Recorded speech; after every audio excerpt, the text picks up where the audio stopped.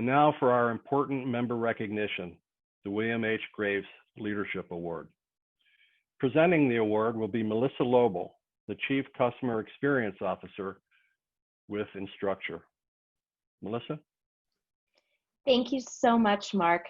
It's truly a pleasure to be able to present this award. I think all of you know that Instructure is deeply committed to open standards and the leadership therein. And this award is incredibly important to not only recognize a significant contributor to standards, but the continuing importance of leadership as we move forward in how we ensure open standards and open educational environments. So with that, it is my pleasure to announce the William H. Graves Leadership Award.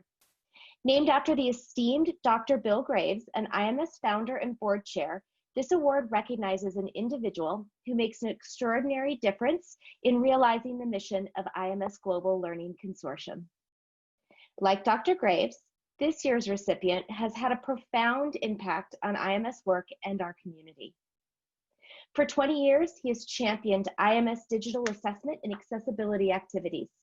He has been involved in advancing the IMS question and test interoperability standard, or QTI as we all know it, since its very first inception in 2000. He has advocated the value of using IMS standards in national and international forums. His support and leadership were an essential part of the global awareness and adoption of IMS digital assessment and accessibility standards. It is my great pleasure to announce to you today that the recipient of the 2020 Bill Graves Leadership Award is Gary Driscoll, former Senior Strategic Advisor at Educational Testing Service. Congratulations, Gary. Now let's hear a few words from colleagues and friends about Gary. I began working with Gary in the QTI working group over 10 years ago. His dedication to standards and how it can positively impact assessment was apparent and impressive. His commitment to using technology to improve the lives of others continues to impress me. Boy, it's been a long time. Gary and I got to know each other maybe 20 years or so ago when I came to ETS. We worked on a project around online scoring. He was doing the constructive response scoring distributed network, and we worked on a program together for that. And, you know, I've had the benefit of working with him for the last 20 years on and off.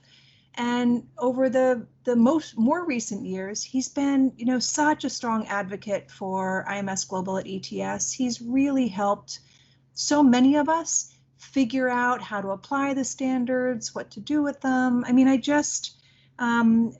we've benefited so much from that perspective on interoperability and making sure that the data is most streamlined in getting from one vendor system or even within our own organization. So the first time I met Gary was about 15 years ago. He was leading the project to establish the item banking system that you and I are both very familiar with at ETS, and it's our mainstream standard system that we use nowadays, still in use 15 years after he was one of the leaders on that project. And then over the years, I got to work with him even more closely, especially in the context of interoperability.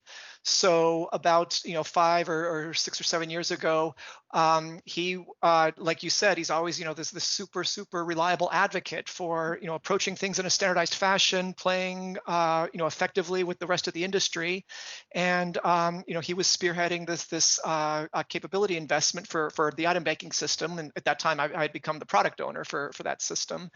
And we implemented native authoring and banking and import and export for the APIP standard, and immediately applied that to a project that we had with a consortium, an assessment consortium.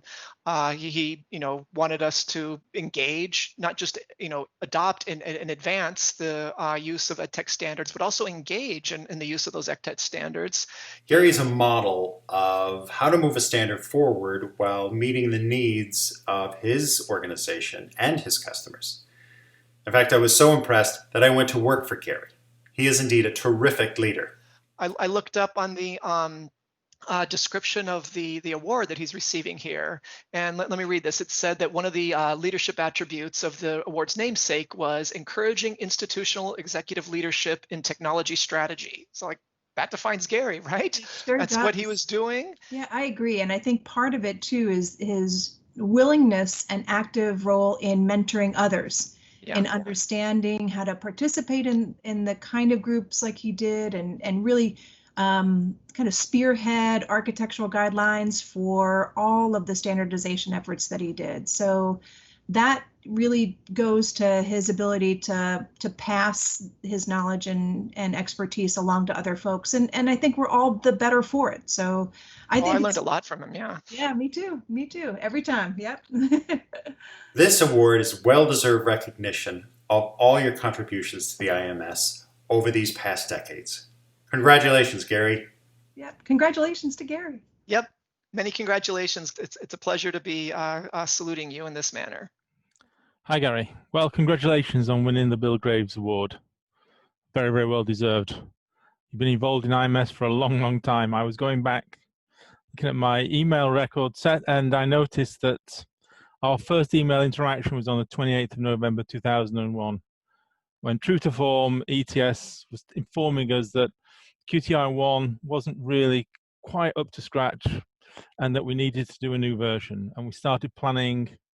On the, looks like 11th of June, our next interactions came through with details about how we're going to undertake work on the QTI 2 specification.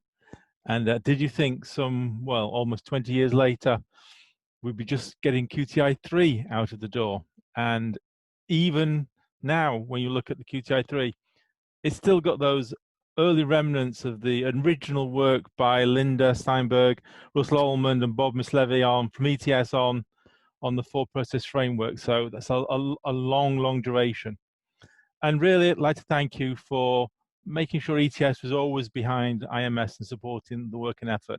It's been very important to us that you've been in the background there, working away within ETS, and then in the foreground, helping us work on the specification through the various versions of QTI, working through APIP, and if you remember the accessibility interoperability framework work that we undertook with Pearson and a few others, then onto our accessibility aspects with the personal needs and preferences, and then latterly in the last 2 to 3 years on QTI 3.0.